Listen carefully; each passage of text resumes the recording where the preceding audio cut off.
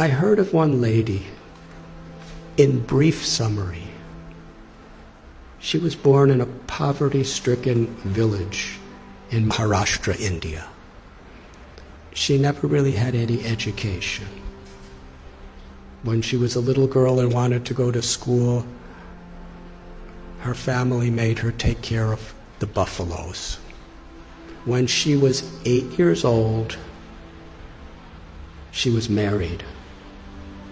I think actually she was 9 years old. She was married to a man who was about 30.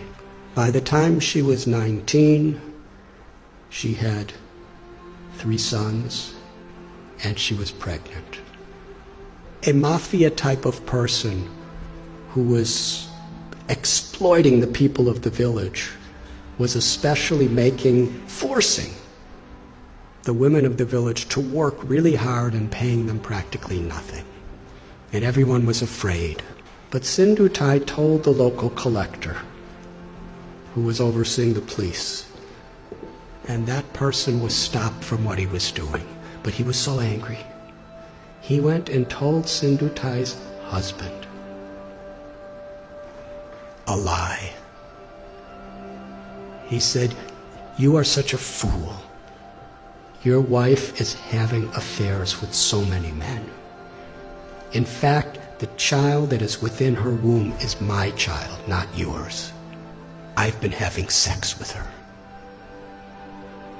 If you don't kill the child and kill her, I will kill you."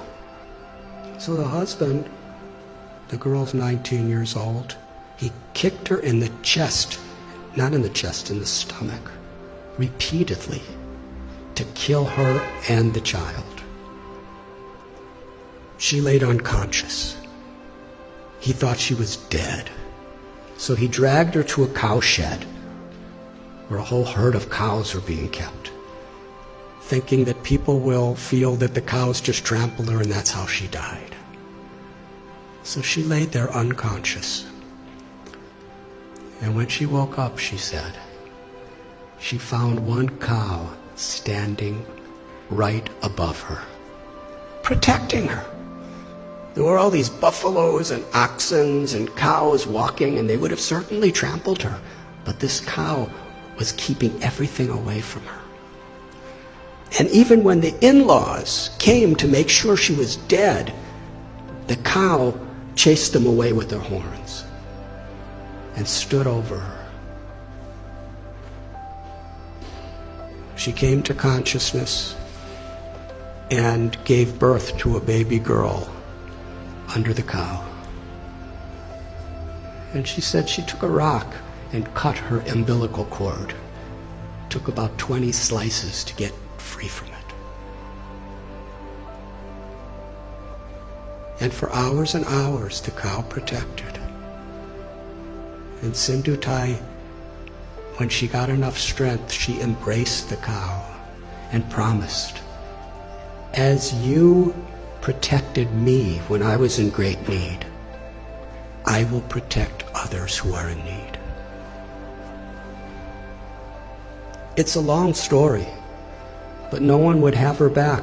Her own family rejected her, her biological family, because according to their tradition, once you're married, you can never come back home. A foolish tradition, as many are these days. In order to not be exploited, she was sleeping in a crematorium with her little baby child. And she would collect wheat that people would put around the dead bodies, and she'd mix it with water and cook it on the fires of the dead corpses. It became such a depressing life for her. She decided, I don't want my child to live like this. So she was going to commit suicide. She went to a railway track with her child in her arms and laid waiting for the train to crush them. But as she was laying there, she heard someone crying in anguish. So she got up and she found an old man who was crying out. He was crippled. He was very, very invalid. He was crying for some food and water, so she went and begged and got him food and water. And she was thinking that old man was the voice of God. She called Krishna. She said, was telling me that I had a higher purpose in life than to commit suicide. I have something to do, something to contribute to this world. But then later in the day, she was sitting in a field wondering, what am I going to do? I have nothing. I have no one. How can I help anyone? She was under a tree, and she saw that there was a branch of the tree that a woodsman with an axe had violently cut. The branch was just hanging by a single string. But that branch was giving her and her child shade. So she was thinking, this is the answer. However much I have been beaten down, still I could do something for others. So she started going and finding homeless, abandoned, orphan children. And she became their mother, taking care of them. Somehow or other, she learned how to sing really nice, and she begged with her singing, and she provided for them, and somehow or other kept them safe. And after some time, people saw what a difference she was making to so many people that they built an orphanage for her. Over the years, she said, she's had about 1,500 children, over 1,000 grandchildren. And she's made a tremendous difference in her life. All of her children have a great education. Many are doctors and lawyers and farmers, something she never had. She's won so many awards internationally for her accomplishments. But then she explained what the most meaningful and fulfilling thing she ever did in life. Years and years later, after the president of India gave her awards and governors of states and international awards, this really old man came to her orphanage. He was starving. He was sick. He was homeless. He was asking for shelter. After a few minutes, she recognized this was her ex-husband, the person who tried to murder her maliciously. She said to him, when you left me to die, I was homeless in rags. Now you're homeless in rags, and I have a nice place with so many people. She said the most meaningful thing in her life is she forgave him. And she said, I will give you shelter, but I'm not your wife. I'm your mother. And when people would visit the orphanage, she would introduce him. This is my eldest son, and sometimes he's very naughty.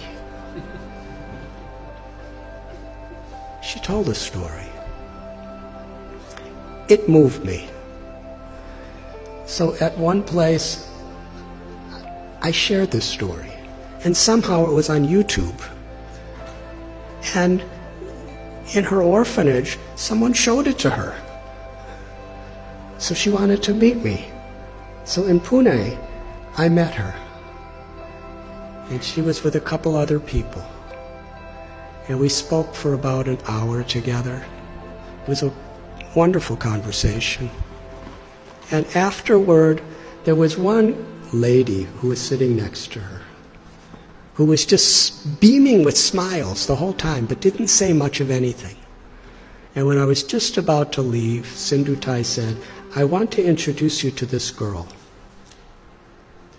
She's the one who was born under the cow. She's now a medical doctor, and she's taking charge of one of our orphanages. And then she said to me, I consider all of the tragedies in my life to have been gifts to empower me to make a difference to others. She considered it all the grace of God.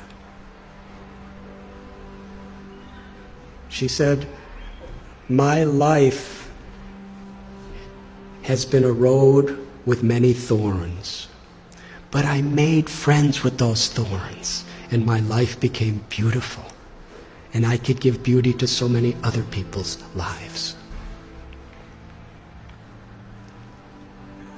That's one little example of influence without affluence. The power of compassion is far greater than anything that money can do. But when money and knowledge and strength and skills are built on the foundation of that compassion, then not only is our own life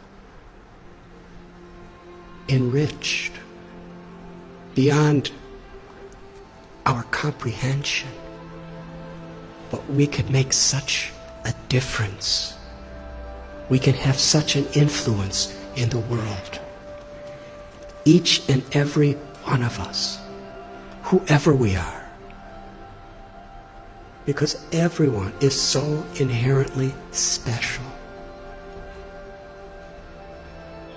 And nothing and no one can take that away from us, as long as we are aware. To be an instrument of compassion, an instrument of grace, is the true influence, beyond affluence. Thank you very much.